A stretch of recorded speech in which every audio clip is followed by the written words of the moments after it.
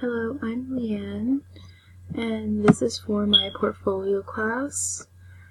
I decided to keep my website kind of simple, but not too simple.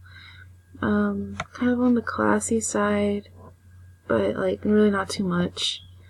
As you can see up here, I put my logo here and over here too. I put the name of the company and what it does, and contact information and websites over here also. And I put a fake phone number. In my Instagram is where I would put some of my best work, even though I don't really have an Instagram for that yet. And this will soon be a portfolio of all my work I've done, even though it's mainly just schoolwork from my other classes. And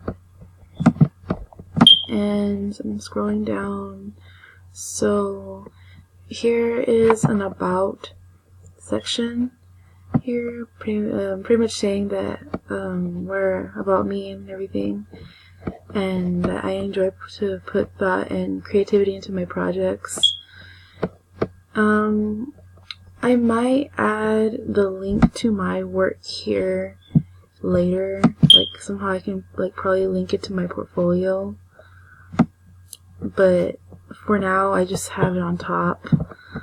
And here I wrote, I believe digital art is growing each day in our society, and